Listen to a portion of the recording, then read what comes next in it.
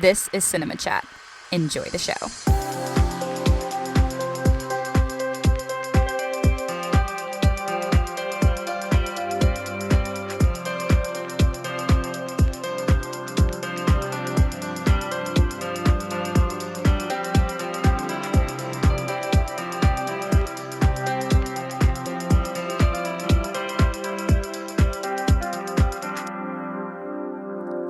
Hello, everybody. Welcome back to Cinema Chat, the podcast where I chat about all things cinema. My name is Izzy, and today we are going to be discussing AFI's listed 7th greatest film of all time.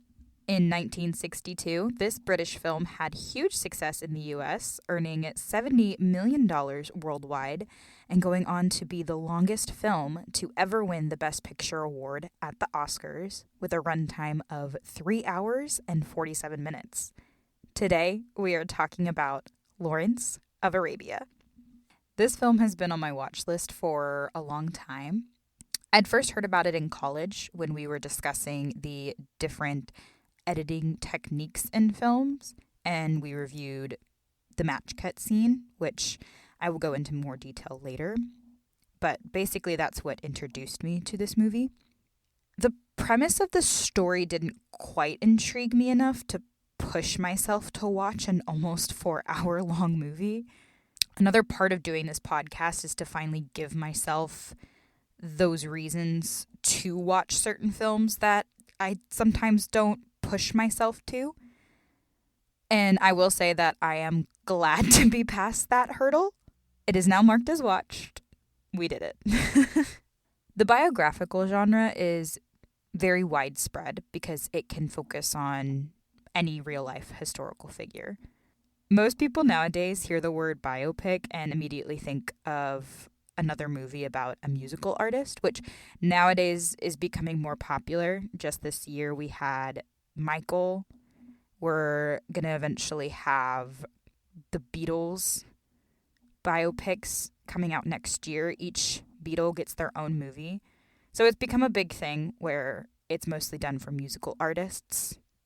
But this genre is always based on real-life events, so it is a nonfiction genre, but it's very widely spread. It can be about anybody who has any historical significance, even some people who may not be super historical, but they have a good story, just as long as it's focused mainly on the main character and that real-life person. This movie is based on T.E. Lawrence, who served in the British Army during World War I. The film depicts his role in the Arab revolt against the Ottoman Empire. He became one of their key strategists and assisted with overtaking the cities of Aqaba and Damascus, which are shown in the film. I typically enjoy the biopic genre, but it usually depends on the person and their life. It's like any other movie genre. Everybody has their preference on which one they prefer. I don't think I've really met anybody who doesn't like a biopic, but it just depends on who that story is about. Some people don't like the artist ones, and that's fair, but other people may prefer something like this where it's more historical, it tells a different side with World War I. It's not something that's mostly talked about here. So again, it's just personal preference. I typically enjoy them, but again, it just depends on the story and how it's portrayed. Obviously, this person has made a big enough impact to warrant a movie about them, but I always want to walk away from these films learning something new, learning something I didn't know, learning a new story, a new fact. I always just want to be more informed of the person that I'm watching their life story be depicted. I've never heard of T.E. Lawrence until I watched this film, so I was excited to see something different, learn about who he was. I didn't really have any expectations besides seeing a lot of people comment online about how they believe it is one of the greatest films of all time. So I was ready to give my opinion. As usual, there are going to be spoilers for the film, although with biopics, most of the information is already out there. And everything I say is going to be my own opinion. As I briefly mentioned, Lawrence of Arabia follows T.E. Lawrence as he ventures into the desert to meet with the advisor of Prince Faisal to assist in aiding their war efforts against the Turks. While there, Lawrence begins to integrate with the Arab people and leads them in their efforts to overtake the Ottoman Empire. I won't lie, majority of this film, I was very bored. The story has potential, but it dragged on way too many times. I never have issues with longer films as long as everything adds to the story well. If it's long because it's important to the story, then I understand. But if I'm finding myself thinking this could have been cut, this could have been shorter, this is going on too long, then I'm going to have a gripe with your movie being almost 4 hours. And I know a lot of people don't like to watch long movies because they're like, oh my gosh, 4 hours, that's a lot. But these are the same people who will binge watch Netflix shows like nobody's business. So one good thing about streaming or watching a movie at home is you can treat it like a TV show. You can pause it. You can come back and watch more later. You can take some time away from it. I myself actually watched it in 2 days. I had to take a break in between. That's one beautiful thing about seeing films at home is that you can do it in your own time. Whenever people are like, oh, it's too long, I just tell them, just treat it like a TV show. Just pause it after a while, take a break, do what you gotta do, come back and finish it. Anyway, there were many instances that were too drawn out. Things could have been cut down. I just really think this film could have been just as effective if it was a standard 2.5 hour movie. I think part of the reason it gets so highly praised is because it does well in accurately portraying the Arab civilization. They actually filmed on location in the desert. The shot sequences are beautiful. This was not an easy film to make. The story just didn't do anything for me. The first half drew me in mostly because I was learning about the character and trying to figure out what the setup was going to be for the rest of the story. I liked seeing Lawrence grow into somebody who enjoyed being in this environment and adapting to the culture. But the fact we watched them consistently ride camels through the desert over and over again became a bit overkill. We get it. They're in the desert. It's hot. They need water. But you can only push this for so long. Then we get to the second half where I feel the story picks up a bit more. Now that everything has been set in place, we're able to flesh out the story more. But I'm still missing that moment of connection with the characters. I understand that he's well loved by the Arabs for everything he does for them, but I never truly feel that emotion expressed. I just wish there was more of a definitive moment where he came across as a leader. There wasn't really anything besides them just cheering for him and all of this stuff. I wanted a moment where he kind of riles them up and brings them all together type of moment. I didn't really feel like I got that. Also, it's always fun to have an intermission in movies because you don't usually think of them happening. So it's nice to know that the audience back then who had to watch this really long movie got an intermission. I've only had an intermission a few times in my movie theater experience. Years ago, I saw Gone with the Wind, which is another 4-hour-long movie. I did see that in theaters, and that had an intermission, which was nice. And the most recent intermission that I was at for the theater was when I saw The Brutalist a couple of years ago when it was up for Best Picture. That was another time they did a intermission, and that was, I believe, a 3.5-hour movie, so not quite as long. In all fairness, this wasn't really a storyline I enjoyed, which is probably why I find myself uninterested. It wasn't for me. It didn't interest me. I wasn't really too immersed in what was going on. I more so was just loving the shots, which I'll talk about here in a sec.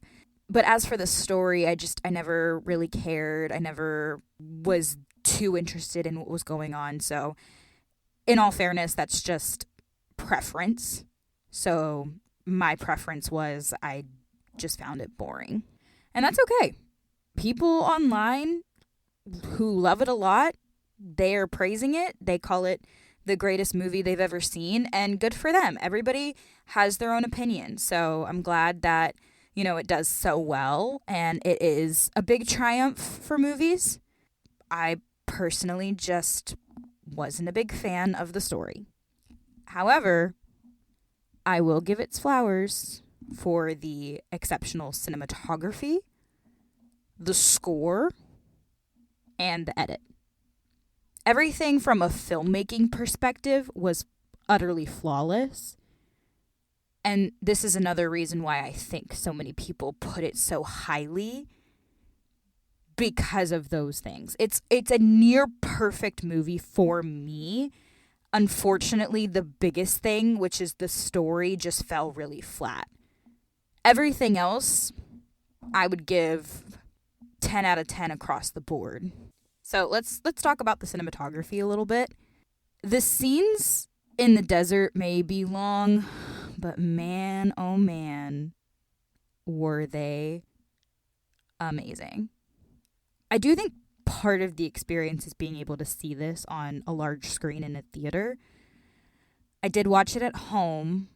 I was still able to appreciate the art and the color, but to really, really see its beauty, I think it would definitely be better on a big screen.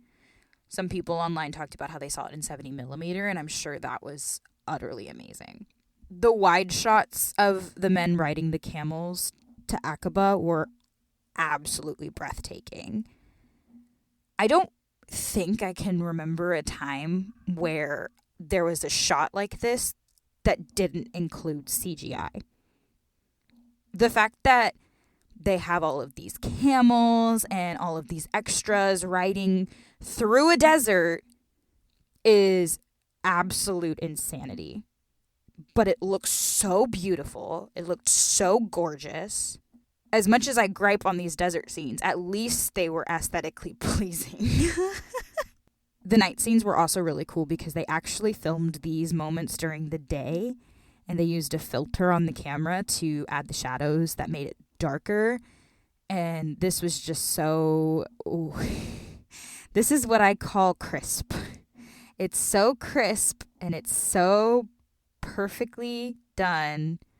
It's just marvelous. It's just beautiful. I feel like these are the things where I understand why people love this movie, because it just looks so good. It is so jaw-droppingly beautiful. As somebody who loves cinematography in film, it's one of my favorite things. This was just chef's kiss, unbelievably well done. I like how not everything is framed in the center. Specifically in the scene where Lawrence goes back for Gazim.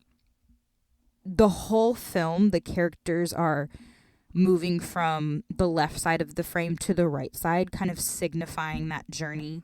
They're moving across the frame, and then we see them again, and they're moving across the frame. So they're continuously going on this journey.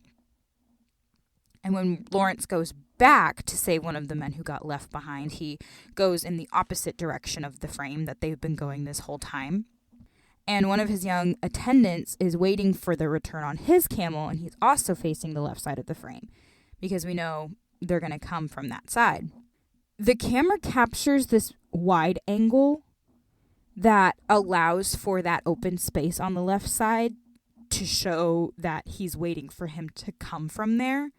And just with the beautiful blue sky and the white sand, and then him on the camel, it looks so good. It just looks so, again, aesthetically pleasing. It was beautiful. It was gorgeous. And then when his attendant finally sees him arriving, that space then gets filled, but we still stayed on this wide angle to capture that reunion of them meeting in the middle. Again, I just love how they just went really wide with a lot of these shots. We see a lot of landscape. We see a lot of scenery. it just emphasizes that color, but it also emphasizes that journey of this is how far we're having to travel. It's not just this little itty bitty studio space that we're trying to imagine it's a far distance. They're in a real desert. This is really how far they have to go. That is just amazing. As much as I wish that they didn't spend so much time going through the desert, at least they made it beautiful. At least they made it pretty. At least it was like, wow, that's a beautiful shot. If there was an ultimate love letter to the desert, this film is it. A place where most people wouldn't understand why anyone would want to go there. It's so hot. There's no water. Nobody wants to be in that situation. Yet this film showcases how beautiful it can truly be. Which, when you really think about it, the desert is very beautiful. We just don't want to go because it's flipping hot. I used to live in Arizona, and that was miserable. So I definitely wouldn't want to go into a desert that is twice as hot and uncomfortable. This is one of the greatest films to depict cinematography ever. And that I fully agree with. It's so well done. It's so beautiful. I just love it. And of course, Freddie Young went on to win the Academy Award for Best Cinematography. He also has 2 other wins working with the same director, David Lean, who also won for this film for Best Director. Okay, now I want to talk about the famous match cut scene in this movie. That was my introduction to it back in college. In a previous episode, I mentioned the match cut, but for those who don't remember, it is an editing technique used to switch from one object or subject to another object or subject that matches the original shot. For example, we can cut from a clock to something round like a plate or the earth, just something that matches that original shot to transition the scene. In this film, Lawrence lights a match, and when he blows it out, it cuts to the sunrise in the desert. So we have the fire from the match, then becomes the fire from the sun. This one is described as a color match because the fire, the orange, then matches the color of the screen. Almost like he blew the fire into the next scene. It's just so beautiful. It's so well done. And because he's actually holding a match, it becomes the definitive example of a match cut. But this is one of the most famous color match scenes in film. Almost any filmmaker or person who's taken a film class will probably know this scene. If they've never seen the movie, they'll at least know this part. It's a very beautiful moment, and people who love film, love learning about how they make films, like me, it is stunningly beautiful. This probably would be one moment I would have loved to experience in a theater. Just being able to see the screen light up in that orange, I can already imagine people experiencing that for the first time. Out of 10 nominations, the film won in 7 different categories at the 35th Academy Awards, and also began the long line of nominations for Peter O'Toole, who plays T.E. Lawrence. He went on to be nominated 7 more times, but unfortunately never won the award. He currently holds the record for most nominations without a win. Glenn Close also holds this record in the Best Actress category, if anybody was interested in knowing that. So he was kind of the OG Leo, but Leo now has one. Fun fact about Peter is he also voices the character Anton Ego, the food critic in Ratatouille. I thought that was fun to learn. I never knew that. I thought this was really interesting. The guy who plays T.E. Lawrence in Lawrence of Arabia, one of the greatest films ever, voices the food critic in Ratatouille. Overall, I'm glad I finally watched the film. Although I didn't enjoy it, I can fully respect the masterpiece that it is. Would I agree that it is one of the best films of all time? Like I mentioned, cinematography-wise, yes. I think it has all of the right pieces to hold its credibility, but the story just needed to be stronger, and honestly, it just needed to be shorter. because of the long runtime, I wouldn't recommend it as a must-see for just anyone. If someone is a huge film fan, then I would definitely say it needs to be added to their list. I do think it needs to at least be experienced once by lovers of film, just because of how beautiful it is and how amazingly it's placed out. It's just one of those films where I would love to see more about how they made it than I probably would care about the actual film. This is one of those films, but I'm glad that I watched it. I'm glad that I experienced it, and now I have my own opinion on it. I do think it deserves to be appreciated in a theater as well. I do wish I had that experience, because a lot of people who did said that it was an amazing one. So if you get a chance to see it in a theater, I would say go. But just as long as you don't watch it on your phone like a certain Netflix CEO's son did, then you're good. Thank you guys so much for listening. If you enjoyed this episode, please feel free to share it with anybody you know who may enjoy it as well. Next week, I am going to be reviewing the newest biographical film that was just released this past weekend, Tony, which is based on the American chef Anthony Bourdain. Go to the theater, give it a watch, have a good experience, go with your family, go with your friends, go by yourself. Go enjoy a movie this week, and I look forward to sharing my thoughts next week. If you would like to follow me online, I am at IzzyPog8, the number, on both Instagram and Twitter, at LivingIzly on TikTok, and at IzzyPog on Letterboxd. Shout out to my DJ as usual. Go give him a follow at Mike Afters on both Instagram and TikTok. And with that, a happy movie watching to you all. Bye.